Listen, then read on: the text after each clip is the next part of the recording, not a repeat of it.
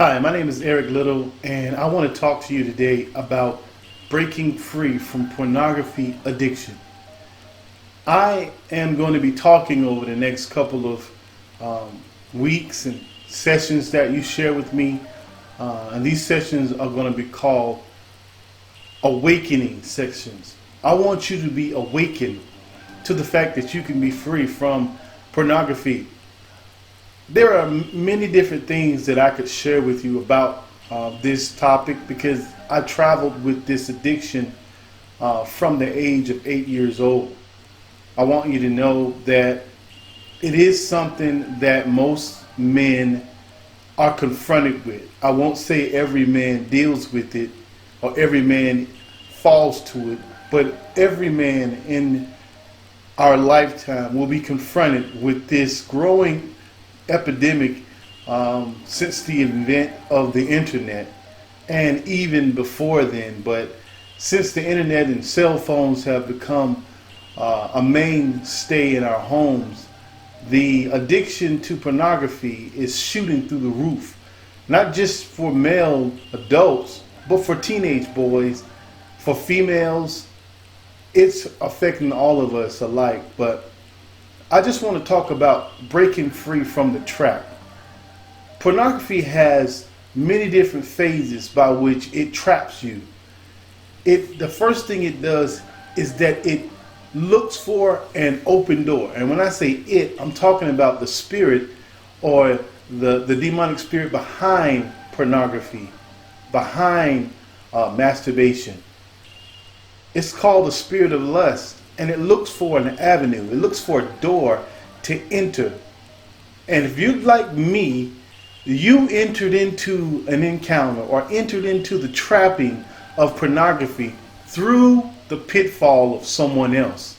Meaning someone else had the issue and they didn't process through with it like they were supposed to.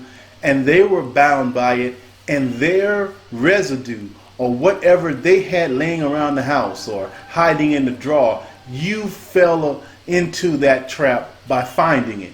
And that's what happened to me at 8 years old while me and my twin brother were playing out in the front yard. I know for those of you that know me, you've heard me talk about the journey and the struggle that I've had with sexual sin in my life, especially with pornography.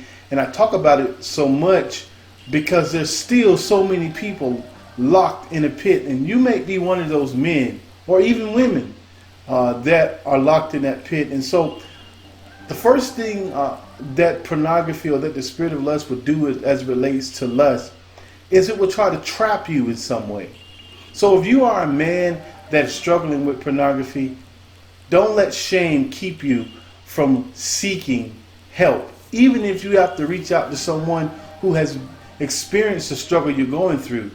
That's why I want to open myself up totally to the interaction of any man or any person, but especially men who need someone to talk to and to share some bits of advice about pornography. I'm 43 years old. I got introduced to pornography at 8 years old, and that's when I got trapped. Now, so if you are a man that struggles with pornography and you have children, you have to understand that if you don't deal with it, if you don't destroy it, if you don't remove it from your home, if you don't get it off of your computer, you're setting a trap for your son or your daughter. And that's what happened with me. I got pulled into a trap by the struggle my father was having with pornography. And I want to talk to you about the issue for my father, the issue for me, the issue for many people who may find this session important and may click on it.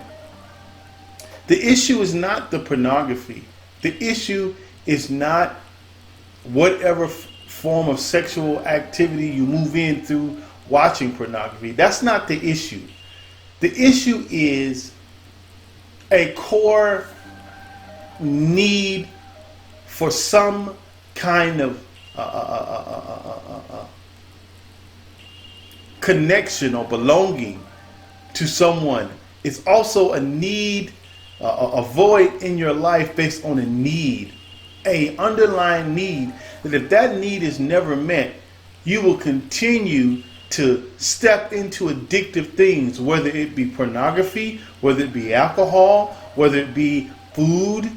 If that need or that chasm or that area is not properly exposed by you just talking about it, you will tap into these things to help fill that void. For me, what opened the door for me finding the pornography, that was part of the trap. But the first stage of the trap was not having that relationship with my father. Not my father not having an open and honest relationship with me. And for every boy wants to be close to his father. Every boy wants that affirmation. And so that's the key word. For me, it was affirmation. I wasn't getting affirmation in my home.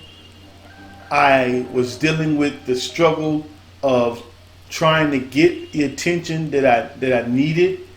And in the midst of me trying to figure out different things that was confronting me as a little boy, dealing with rejection, dealing with just the absenteeism of my father being there, there was a desire for me to be affirmed or to connect with my father. And with that being an area that was being unmet, here comes along pornography. Pornography filled that void because I was idle.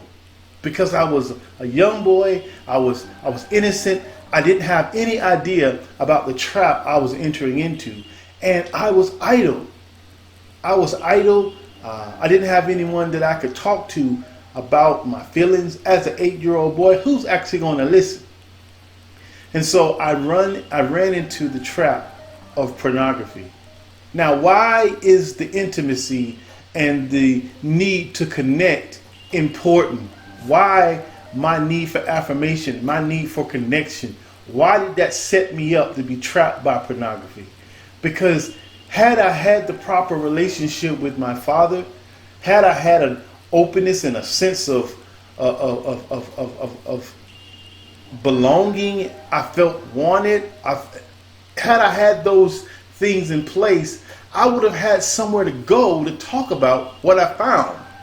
I would have had somewhere to go or someone to talk to about what I was processing with, what I had just found. And though it might not have been instant, but throughout the journey from 8 years old until well into my 30s, I'm 43 years old now. From 8 until my 30s, I carried this weight of guilt.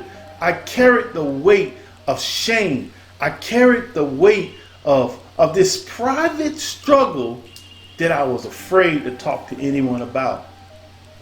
And the more isolated I became, the more separated from people, the more shame I felt, and the more I processed through the evil of how it was shaping the way I was looking at women, how it was shaping the way I engaged with my girlfriend and now my wife. I look back and I see how so much of what was being changed in my mind from a little boy on up through my adolescence and teenage and young adult and adult years, so much of my life was being shaped by the images I looked at through pornography. So one of my first keys to breaking free from the addictive pattern of pornography was finding out what was the source. What was the source? I would find myself when I was depressed, I would be led into that temptation. When I was excited, happy, whenever I had a high or an extreme low, that's when I would fall most victim to the cycle that pornography and sexual sin and secret sin pulls you into. And so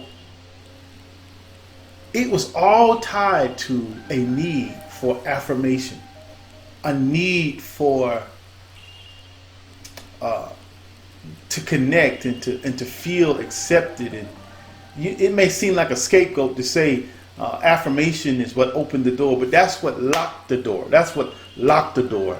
The door was locked by that need that was never met. And now I find myself being more willing to talk about, the things that I have. And now my wife, I've been married for 4 years, and I have a beautiful wife, and she listens to me. I'm able to talk to her about the past journey I've had with this, because I have a little boy now, and I want to make sure that I'm able to tap into what he needs so that he don't fall prey to the trap. What was your trap? What is it that you're looking for that you're not getting? And you're tapping into pornography to fill that void. Think about it as we continue this journey.